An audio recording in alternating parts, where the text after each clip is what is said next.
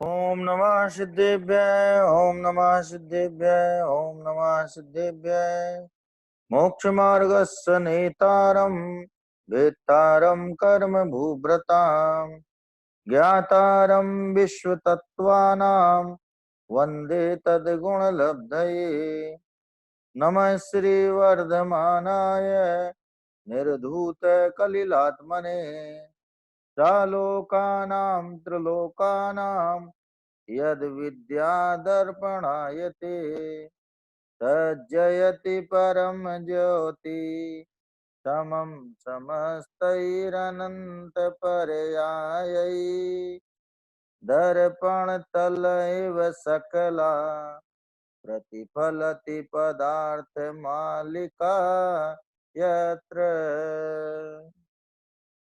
भक्तामय स्तोत्र में अपनी चर्चा अष्ट प्रातिहार जो तीर्थंकर अरहंत के पाए जाते हैं, किसके पाए जाते हैं? जिन अष्ट प्रातिहारी की अपन चर्चा कर रहे हैं ये केवल और केवल तीर्थंकर अरहंत के पाए जाते हैं। सामान्य अरहंत के अष्ट प्रातिहार नहीं पाए जाते हैं।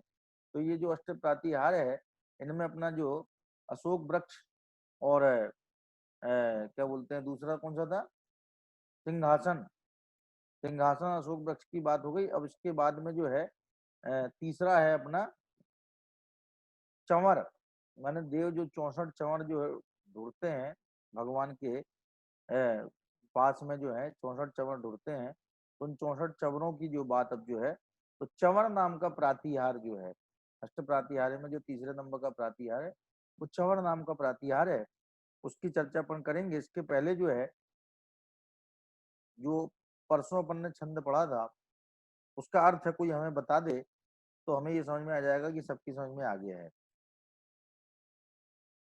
हाँ जी, कौन की इच्छा है बताने की, मनोकामना किसकी है? परसों अपन ने छंद पढ़ा था सिंहासन की विशेषताएं उसमें बतलाई थी। भगवान जिस सिंहासन पर आरूढ़ होते हैं वस्तुतः वे आरूढ़ होते हैं ऐसा कहा जाता है, एक्चुअल में तो वे इसको छूते भी नहीं है, उससे भी 4 अंगुल ऊपर अधर में आकाश में अंतरिक्ष में विराजमान होते हैं। हाँ जी, नेमी चंद जी बताना चाहते हैं। नेमी चंद जी बताइए, नेमी चंद जी बताइए।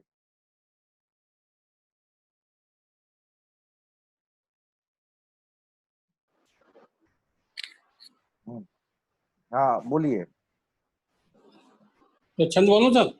हाँ छंद, छंद कर दो। सिंहासन मणिमयूख शिखा विचित्र विभ्राजते तव वपु कनकावदार्थम् बिम्बं वियद्विलसदकुलता वितान तुंगोदयादि शिरसिव सहस्ररश्मि। हे प्रभु, आवाज आ रही है सब? हाँ आवाज आ रही है। हे प्रभु, जिस प्रकार ऊंचे उदयगिरी पर्वत की चोटी पर उगता हुआ सूर्य चारों ओर फैली अपनी स्वर्णमयी किरणों से आकाश को अत्यंत शोभायमान होता है, आकाश में उसी प्रकार आकाश में अत्यंत शोभायमान होता है, उसी प्रकार स्वर्ण के समान उज्जवल शरीर भी उस रत्न जड़ित सिंहासन पर अत्यधिक शोभायमान हो रहा है जो मणियों के अग्रभाग से विभिन्न रंगों चित्र विचित हो रहा है। कौन शरीर? मणियों के अग्रभाग से रंग बिरंगा कौन हो रहा है?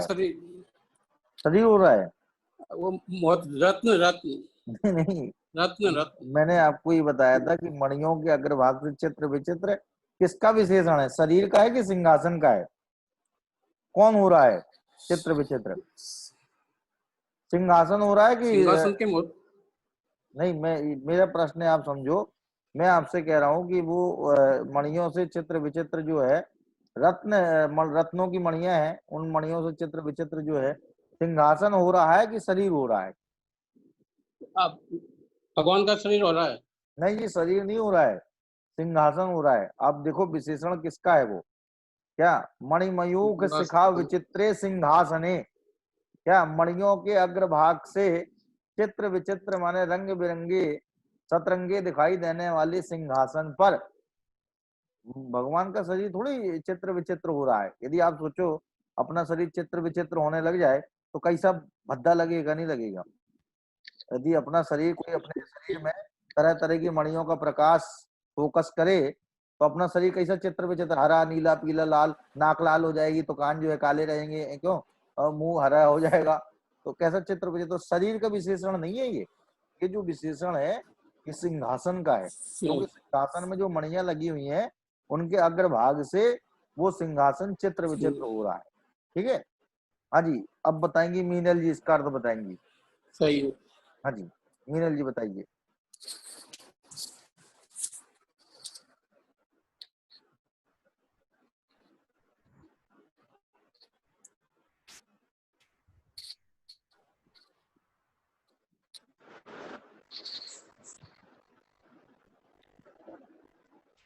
आवाज नहीं आई? आगे आगे। अच्छा, हाँ बोलिए। हे नाथ, हे नाथ, आपका तव वपु कनका वदातम, आपका स्वर्णिम आभा वाला शरीर, आपका स्वर्णिम आभा वाला शरीर क्या लिखा था, हाँ, मणियों की किरणों के अग्रभाग से चित्र विचित्र सिंहासन पर शोभायमान हो रहा है। जिस प्रकार से ऊंचे उद्याचल के शिखर पर आकाश में किरण रूपी लताओं का समूह सूर्य बिंब की तरह शोभायमान हो रहा है, उसी प्रकार फैलाने वाले किरण रूपी लताओं के समूह को फैलाने वाले सूर्य बिंब की तरह, ठीक है ना, ये फैलाने वाले, हाँ ये फैलाने वाले, और लिखा ही नहीं था। हाँ वो लिख लीजिए, वो दरअसल किरणों को फैलाता है ना सूर्य, सहस्त्र रश्मि ना 1000 किरणों वाला सूर्य, ठीक है। हाँ हाँ अजय जी बताइए। किरण रूपी लताओं को फैलाने वाला सूर्यबिंब की तरह शोभायमान हो रहा है। हाँ जी अजय जी बताइए।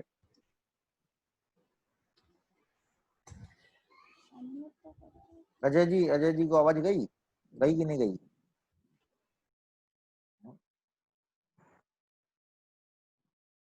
हेलो, हाँ बताइए।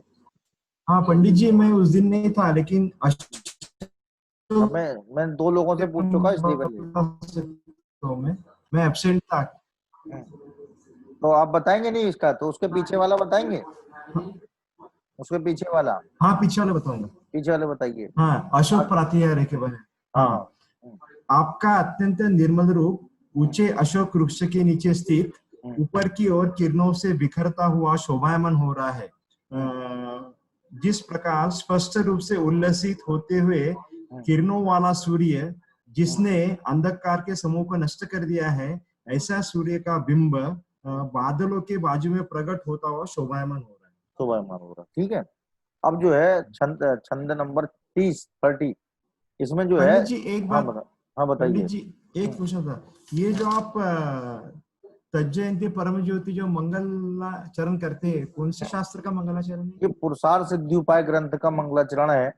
उसमें तज जयति परम ज्योति, उस परम ज्योति को जयति माने नमस्कार है, वो परम ज्योति माने केवल ज्ञान, परम ज्योति का मतलब होता है केवल ज्ञान, वह परम ज्योति जयवंत वर्ते तज जयति परम ज्योति समम समस्त अनंत पर्याय, जिसमें अनंत पर्यायों के साथ में, समस्त अनंत पर्यायों के साथ में दर्पण एवं सकला प्रतिफलति पदार्थ मालिका यत्र, जिसमें दर्पण में तरह समस्त पदार्थों की मालाएं समस्त पर्यायों के साथ में प्रतिफलति माने प्रतिबिंबित होती हैं, ऐसी परम ज्योति रूप केवल ज्ञान जयवंत वर्ती, अर्थात केवल ज्ञान का जो स्वरूप है वो ऐसा है कि उसमें लोकालोक प्रकट दिखाई देता है। ऐसा केवल ज्ञान प्रत्येक हृदय भव्य जीव के हृदय में जयवंत वर्ते, ऐसा पुरुषार्थ सिद्धि उपाय में, जो कि अमृत चंद्र देव का मौलिक ग्रंथ है, मैंने उन्होंने स्वयं लिखा है ग्रंथ, टीका ग्रंथ नहीं है। इसकी टीका तो लिखी पंडित टोडरमल जी साहब ने। इसमें दो दो जो श्रावकाचार हैं बड़े प्रसिद्ध हैं, एक तो रत्नगण श्रावकाचार फर्स्ट ऑफ ऑल, पूरे जैन समाज में सबसे ज्यादा प्रसिद्ध यदि कोई है श्रावकाचार में, यदि कोई नाम लेगा तो सबसे पहले नाम लेता है रत्नगण श्रावकाचार का। और रत्नगण श्रावकाचार के बाद में, भाई रत्नगण श्रावकाचार तो 2000 वर्ष पुराना है, आचार्य समंत भद्रदेव का लिखा है, और ये 1000 वर्ष पुराना है। कौन सा? पुरुषार्थ सिद्धि उपाय, जिसका ये मंगलाचरण है। तो ये रत्नगण श्रावकाचार्य के साथ में पुरुषार्थ सिद्धि उपाय का भी नाम लिया जाता है। और पुरुषार्थ सिद्धि उपाय जो है वो वास्तव में हिंसा का विवेचन करने में बहुत ही सशक्त ग्रंथ कहा गया है। माने हिंसा किसे कहना, इसका बहुत ही बारीकी से विश्लेषण यदि किसी ग्रंथ में पाया जाता है तो वो है पुरुषार्थ सिद्धि उपाय, उसी का ये मंगलाचरण है। ठीक है, अब अपना जो छंद है वो छंद है अपना कौन सा? 30 नंबर का। ये तृतीय प्रातिहार्य को बताने वाला छंद है। इसमें चंवर नाम का जो प्रातिहार है उसकी चर्चा की गई है।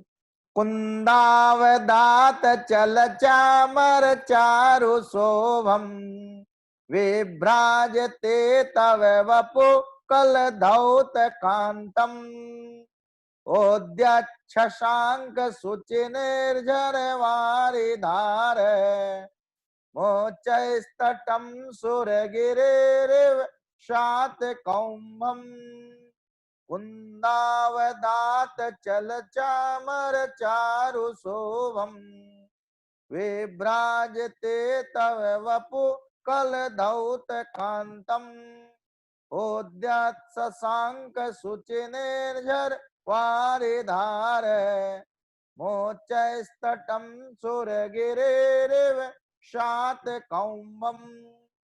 देखो इसमें चंवर की बात है।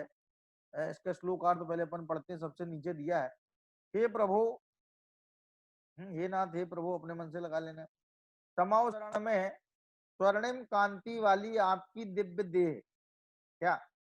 तमो शरण में स्वर्णिम माने स्वर्ण की आभा वाली, स्वर्ण की कांति वाली आपकी दिव्य देह उन कुंद पुष्प के समान श्वेत धवल और दोनों ओर ढूंढते हुए चवरों के बीच में वैसी ही सुंदर प्रतीत होती है। क्या? माने जो चंवर है वो कैसे हैं? श्वेत धवल हैं। चंवर जो है बिल्कुल श्वेत और धवल हैं और वो कुंद पुष्प के समान है। जो कुंद पुष्प होता है वो बिल्कुल सफेद रंग का होता है, कुंद पुष्प। क्या? तो कह रहे हैं दिव्य देह उन कुंद पुष्प के समान श्वेत धवल और दोनों ओर ढरते हुए चवरों के बीच में। माने दिव्य देह जो है वो तो स्वर्ण के आभा वाली है, लेकिन जो चंवर है वे कुंद पुष्प की आभा के समान है। ये जो कुंद पुष्प शब्द है किसके लिए? दिव्य देह के लिए नहीं है। दिव्य देह को तो बताया है वो स्वर्ण के आभा वाली है। वो कह रहे कुंद पुष्प के समान श्वेत धवल और दोनों ओर ढुरते हुए। ये दो विशेषण चंवर के हैं। दोनों ओर ढुरते हुए चवरों के बीच में वैसी ही सुंदर प्रतीत होती है जैसी स्वर्णगिरी। स्वर्णगिरी मेरू पर्वत का नाम। 1,00,000 योजन का है मेरू पर्वत। इसमें 1000 योजन की उसकी जड़ है और 40 योजन की चूली का है। माने जो चित्रा पृथ्वी है ना, चित्रा पृथ्वी की मोटाई 1000 योजन, वो है मेरू पर्वत की जड़। और उसके ऊपर 99,000 योजन धरातल पे है वो, और 40 योजन की उसकी चूली का है। माने 1,40,000 योजन ऊंचा है। कौन? सुमेरु पर्वत। सोने का बना हुआ है। काय का बना हुआ? पूरा सोने का। स्वर्णगिरी, उसका नाम ही स्वर्ण पर्वत है। सुमेरु पर्वत का नाम क्या है? स्वर्ण पर्वत। तो कह रहे हैं कि ऐसा स्वर्णगिरी सुमेरु पर्वत के दोनों ओर से उदीयमान चंद्रमा की किरणों के समान उज्जवल जल प्रपात की गिरती हुई धवल धारा हो। क्या? वो कह रहे हैं जैसे सुमेरु पर्वत के दोनों ओर से उदीयमान चंद्रमा। क्या? दरअसल क्या है कि 2 सूर्य हैं, 2 चंद्रमा है। जम्बू द्वीप में कितने हैं? 2 सूर्य हैं, 2 चंद्रमा है। जो आज चंद्रमा आया है वो कल नहीं आएगा, कल दूसरा चंद्रमा आएगा। और जो आज सूरज निकला है वो कल नहीं निकलेगा, कल दूसरा सूरज निकलेगा। दरअसल क्या है, ये जो ये है ना चंद्रमा और सूर्य, ये है ज्योतिषी देव। कौन से देव है ये? ज्योतिषी देव है। ये ज्योतिषी देवों के विमान है सूर्य चंद्रमा। और ये जमीन से 790 योजन ऊपर से लेकर के 900 योजन तक, माने 110 योजन में। मेरू पर्वत तो 1,00,000 योजन का ऊंचा है, तो 790 योजन से लेकर के जमीन से 790 योजन से शुरुआत करो, ऊपर जाओ, पहले जमीन से ऊपर जाओ 790 योजन तक।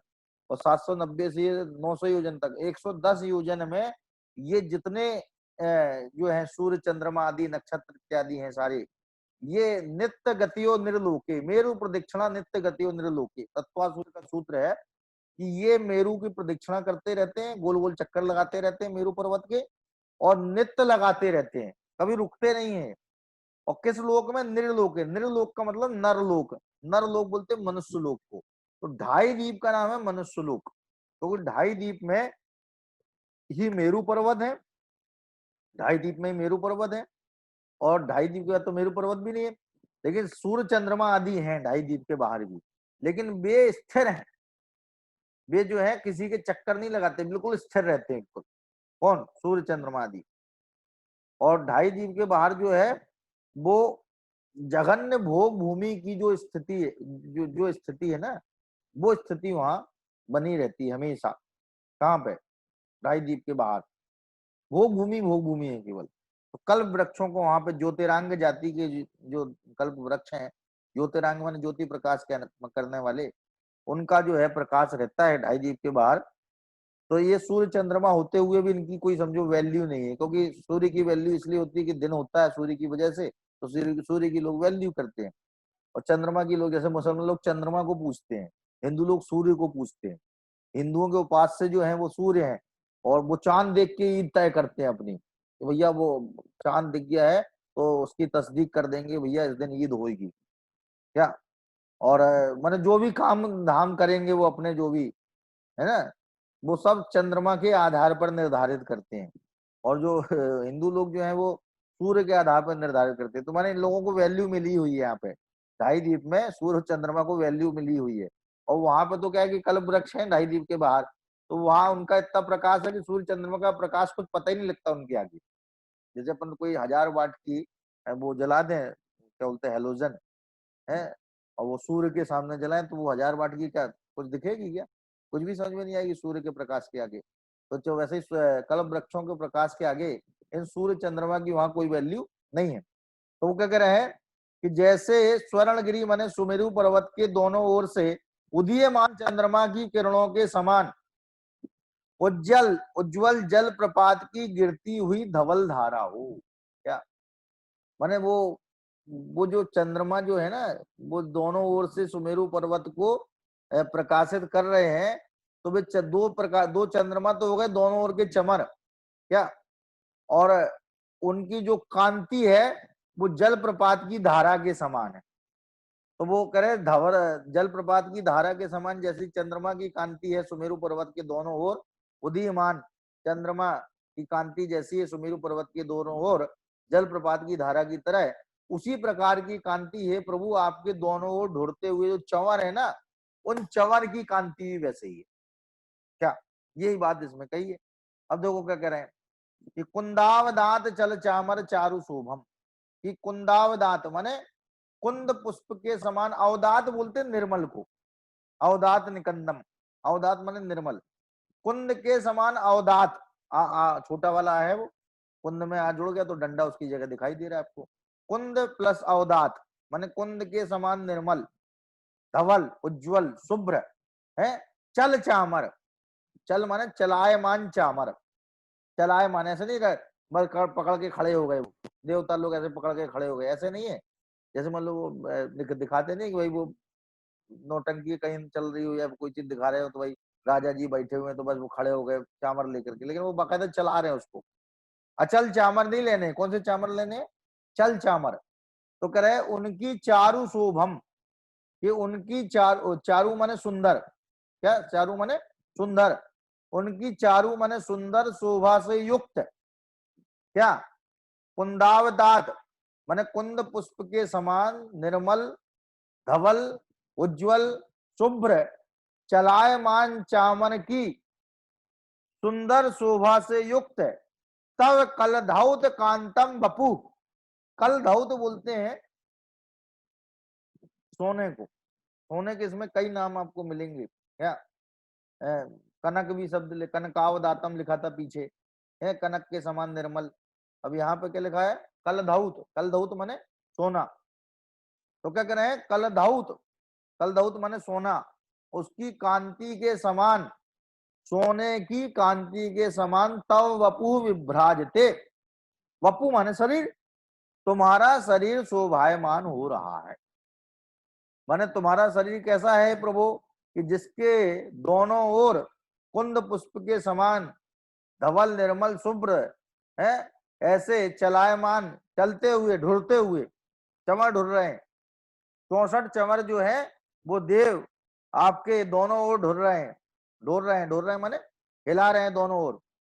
माने जो जैसा एक महान गौरवशाली बहुत महिमाशाली व्यक्ति का व्यक्तित्व होता है और उसके इर्द गिर्द वो समस्त उपादान उपस्थित होते हैं, वो समस्त समागम उपस्थित होते हैं, जिससे उसकी भौतिक महिमा भी लोगों के चित्त में आई। क्या इसको नक्शेबाजी बोलते, हिंदी में क्या बोलते पर नक्शेबाजी। भैया इनकी नक्शेबाजी गजब की। तो अब ये देखो भगवान का जो स्वरूप है, और वो स्वरूप ऐसा है कि उनका इतना तीव्र पुण्य का उदय है कि इंद्र जो है, जो कि 3 लोक का नाथ कहलाता है इंद्र, 3 लोक में सर्वशक्तिशाली और सर्व वैभवशाली और सर्व बुद्धिशाली, तीनों बातों में कहूंगा मैं। क्यों? ताकत में उसके जोड़ का कोई नहीं इंद्र के बराबर। 3 लोग को गेंद की तरह उछाल के फेंक दे, इतनी ताकत है इंद्र के अंदर। ताकत में उसके जोड़ का कोई नहीं है। बुद्धि की बात करो तो उसके समान द्वासांग की बुद्धि किसी भी ग्रस्त के पास में नहीं है। वो तो ग्रस्त ना, मुनि की बात नहीं कर रहे। ग्रस्त की तुलना तो ग्रस्त से ही करोगे ना। तो कोई भी ग्रस्त हो, चाहे वो देवग्रस्त हो चाहे मनुष्य ग्रस्त हो, तिरंच की तो बात ही नहीं है, तिरंच की तो वैसे ही हीन ज्ञान है। तो कह रहे हैं किसी के पास भी उसके समान द्वासांग जैसा ज्ञान नहीं है। तो सर्व बुद्धिशाली, सबसे श्रेष्ठ बुद्धिशाली, और वैभव की अपेक्षा देखो तो उससे ज्यादा वैभव किसी के पास नहीं, दे इंद्र के पास। और वो ऐसा इंद्र भी भगवान के आगे चाकर की तरह खड़ा रहता है, नौकर की तरह खड़ा रहता है। तो हम और आप समझ सकते हैं कि भगवान कितने पुण्यशाली हैं, बेजोड़ पुण्य के धनी है, क्या अटूट पुण्य के धनी है। तो वो कह रहे हैं वो देव ऐसी व्यवस्था करता है कि जो लौकिक जीव हैं, जो कि भगवान को अंतरंग से, उनकी वीतरागता से, उनकी सर्वज्ञता से नहीं पहचानते, वे लोग भी भगवान के बाह्य वैभव को देख करके उनके भी चित्त में उनके प्रति भगवत्ता उत्पन्न होती है। क्या उत्पन्न होती है? यहाँ भगवान यही हो सकते, ऐसा ही व्यक्ति भगवान हो सकता है। क्या? जो सौम्य मुद्राधारी हैं, जिनको अनासक्त योगी की तरह निर्लिप्त भाव से जो है समस्त वैभव के बीच में रहते हुए भी जो उस वैभव से किंचित भी अनुराग नहीं रखते। यही वजह है कि समोसरण के विघटित हो जाने पर भगवान को रत्ती भर भी दुख नहीं होता। क्यों नहीं होता दुख? क्योंकि होने पर सुख नहीं होता। समोसरण के होने पर उन्हें रत्ती भर भी सुख नहीं होता, और समोसरण के चले जाने पर, विघटित हो जाने पर रत्ती भर भी दुख नहीं होता। उसकी खास वजह यह है कि उनके अंतरंग में वीतरागता प्रकट है, और वीतरागता की वजह से किसी भी पर पदार्थ के प्रति राग की कणिका भी चित्त में उदित नहीं होती। तो क्या करें? कुंदावदात चल चामर चारु शुभम, कुंद पुष्प के समान निर्मल, धवल, शुभ्र, उज्जवल, चल, चल माने चलायमान, चामर माने चमर, उनकी चारु माने सुंदर शोभा से युक्त, और कैसा है? कलधौत कांतम, सोने की आभा वाला, तव वपु विभ्राजते, तुम्हारा वपु माने तुम्हारा शरीर शोभायमान हो रहा है। उदाहरण क्या दिया? कह रहे हैं कि उद्यत शशांक, उद्यत शशांक, शशांक माने चंद्रमा, उदीयमान, उद्यत माने उदीयमान चंद्रमा की सूची माने पवित्र, निर्झर वारिधार है। माने वो कह रहे हैं चंद्रमा की जो पवित्र निर्मल किरणों रूपी जलधारा है। अब चंद्रमा से कोई पानी तो निकलता नहीं है, उससे तो किरणें निकलती हैं, तो किरणों को ही मानो जलधारा के रूप में प्रस्तुत कर दिया। तो वो कह रहे हैं वही समझो जलधारा है। माने कवि की जो कल्पना है वो आप ये देखिए कि भगवान के स्वरूप को व्यक्त करने के लिए उन्होंने कितनी कल्पनाओं के माध्यम से, उपमाओं के माध्यम से उस बात को गहराई के साथ में प्रस्तुत किया है। तो वो कह रहे हैं उद्यत माने उदीयमान, शशांक माने चंद्रमा, उसकी उस चंद्रमा की सूची माने निर्मल पवित्र, निर्झर माने झरती हुई, निर्झर माने झरती हुई, वारिधार वारिधारम, क्या वारिधारम, और उच्चैस तटम सूर्यगिरि। कैसा कैसा उच्चैस तटम, सूर्यगिरि का उच्चैस तटम, उच्चैस तटम माने ऊंचे दोनों कोने, तट तट माने होता है किनारे, तट का मतलब क्या होता है किनारे, और ऊंचे किनारे, चूंकि मेरू पर्वत ही ऊंचा है तो उसके किनारे भी तो ऊंचे ही होंगे। तो उच्चई तटम किसके, सूर्यगिरि, इसको सूर्यगिरि भी बोलते हैं, किसको, मेरू पर्वत का नाम क्या है सूर्यगिरि। तो कह रहे हैं इस सूर्यगिरि के उच्चई तटम, और कैसे है वो उच्चई तटम, शात कौम्भम, शात कौम्भम का मतलब ये है स्वर्णमयी, सात कुंभ बोलते हैं सोने को। अब देखो यहाँ पे कलधौत भी सोने को बोलते हैं, कनक भी सोने को बोलते हैं, सात कौम्भ, क्या दुनिया में जितने ज्यादा शब्द किसी भाषा में है तो वो सिर्फ और सिर्फ संस्कृत भाषा है। इतने शब्द किसी भाषा में है ही नहीं, दुनिया की किसी भाषा की भी स्टडी की जाए तो इतने सारे शब्द आपको एक भाषा में एकत्र कहीं मिलेंगे ही नहीं। एक सोने के पर्यायवाची तो दो शब्द तो यहीं पे दिए, पीछे अपन कनकावदातम पढ़ के आए हैं, कनक की तरह माने स्वर्ण की तरह। तो अनेक अनेक शब्द जो है ये समृद्ध भाषा कहलाती है? कोई अब जैसे मान लो इंग्लिश भाषा है कि भैया मामा को क्या बोलते हैं, ये अंकल, और चाचा को क्या बोलते हैं, उनको भी अंकल, और फूफा को कह उनको भी अंकल, और ताऊ को कह वो भी अंकल है, क्या? तो इसका मतलब बिल्कुल दरिद्र भाषा है। कौन सी भाषा है? दरिद्र भाषा। इसके पास शब्द ही नहीं है, क्या?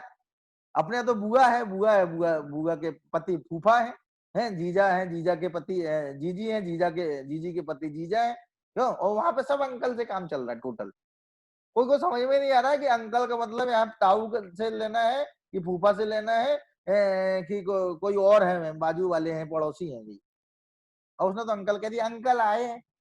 अब अंकल आए कौन को बताए अंकल आए, क्या बताएं कौन अंकल आए? तो दरिद्र भाषा है। इंग्लिश भाषा जो है अत्यंत दरिद्र भाषा है। और संस्कृत भाषा में देखो हर चीज के लिए एक एक शब्द नक्की है, क्या? फूफा के लिए अलग शब्द है, पापा के लिए अलग शब्द है, पिता माता सबके लिए अलग अलग शब्दों का वहां पे पूरा जमघट है। इसलिए बहुत ही समृद्ध भाषा है संस्कृत।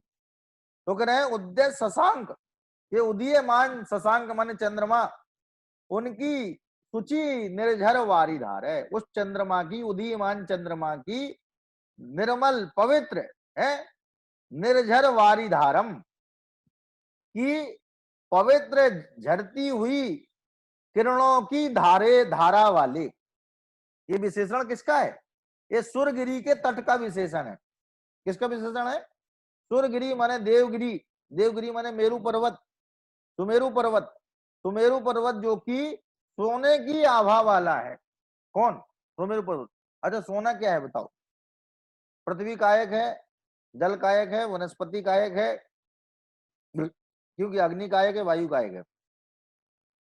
सोना जो है वो पृथ्वी कायक है, तो वो पूरा पर्वत पृथ्वी कायक है ही, पर्वत तो पृथ्वी कायक होते हैं, और सोने का पर्वत है वो, क्या? तो वो कह रहे हैं कि सात कौम्भम सूर्यगिरे उच्चई तटम इव, ये रिव है ना, रिव तो गिरे में विसर्ग बन जाएगा, गिरे, और रा गायब हो जाएगा, विसर्ग गायब हो गया, विसर्ग बन गया उसका, इव बचा, इव माने तरह है, क्या?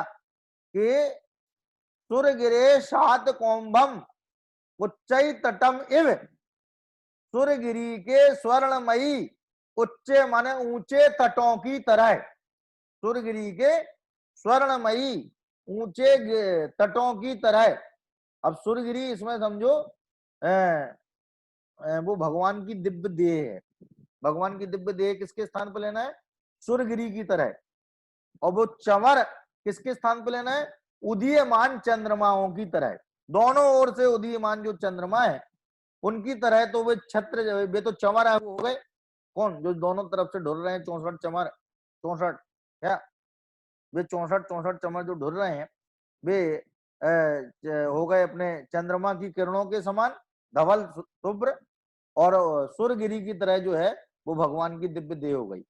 तो कह रहे हैं उद्देश्य शशांक, उदीयमान चंद्रमा के, उदीयमान चंद्रमा की पवित्र झरती हुई वारीधार माने किरणों रूपी धारा से युक्त, किरणों रूपी धारा से युक्त सात कौम्भम सुरगिरे उच्चई तटम, सुरगिरे सात कौम्भम उच्चई तटम इव यहां ले लो कि जैसे, कैसे कि जैसे सूर्यगिरी के दोनों ओर उदीयमान चंद्रमा की जो किरणों रूपी जलधारा है, उस जलधारा से वो सूर्यगिरी अत्यंत शोभायमान होता है, उसी प्रकार से आपकी दिव्य देह जो है वो ढुरते हुए 64 चमरों से युक्त होकर के अत्यंत शोभा को प्राप्त हो रही है। विभ्राजते माने शोभा को प्राप्त हो रही है। फिर से देख लीजिए, कह रहे हैं कुंदावदात चल चामर चारु शोभम, क्या तब कुंदावदात चल चामर चारु शोभम कल धौत कांतम तव वपु विभ्राजते, क्या कि कुंद पुष्प के समान अवदात माने निर्मल, धवल, उज्ज्वल, शुभ्र और चलायमान चंवर की सुंदर शोभा से युक्त, चंवरों की सुंदर शोभा से युक्त है। कलधौत कांतम माने सोने की आभा वाली है, कांति माने आभा, कलधौत माने सोना, तो सोने की आभा वाली तब वपु विभ्राजते, तुम्हारी देह शोभायमान हो रही है। कैसे शोभायमान हो रही है? तो एवं माने जिस प्रकार, जिस प्रकार क्या उद्यत शशांक सूचि निर्झर वारिधारम, क्या सात कौम्भम उच्च तटम सूर्यगिरे विभ्राजते, विभ्राजते यहां भी लगा लो भाई, वो क्रिया एक ही जगह रख रहे हैं और वो क्रिया दोनों जगह लगा लेना है। विभ्राजते माने शोभायमान हो रही है, तो जैसे वहां पे सूर्यगिरी के ऊंचे ऊंचे तट जो हैं वो सूर्यगिरी शोभायमान हो रहा है अपने ऊंचे ऊंचे तटों से, उसी प्रकार से आप जो है चंवर से अत्यंत शोभायमान हो रहे हैं। ठीक है, तो कह रहे हैं उद्यत शशांक, उदीयमान चंद्रमा की पवित्र निर्झर माने झरती हुई, वारिधारम माने किरणों रूपी जलधारा वाले, किरणों रूपी जलधारा वाले, क्या तो कह रहे हैं किरणों रूपी जलधारा वाले सात कौम्भम माने सोने की आभा वाले सूर्यगिरे उच्चई तटम, मुच्चई में से वो वारी धारम में तो माँ चला जाएगा, धारम के साथ में धार के साथ माँ चला गया तो उच्चई बचा। तो कह रहे हैं सात कौम्भम उच्चई तटम, कि स्वर्णमयी ऊंचे ऊंचे तट, किसके? सूर्यगिरी के, मेरू पर्वत के ऊंचे ऊंचे तट अत्यंत शोभायमान हो रहे हैं। उसी प्रकार से कुंद पुष्प के समान चल है और चलायमान चंवरों की सुंदर शोभा से युक्त है और स्वर्ण की आभा वाला आपका शरीर शोभायमान हो रहा है। ये जो है तृतीय प्रातिहार है, चंवर नाम का प्रातिहार। पहला प्रातिहार था कौन सा था? अशोक वृक्ष, फिर सिंहासन और फिर है चंवर। तो ये तीन प्रातिहार की अपन ने चर्चा की है। इसमें आपको कोई शंका हो तो बताइए। हाँ पारस भैया, और बताओ जरा सा भाई, यदि शंका नहीं है तो समझ में आ गया तो बताओ।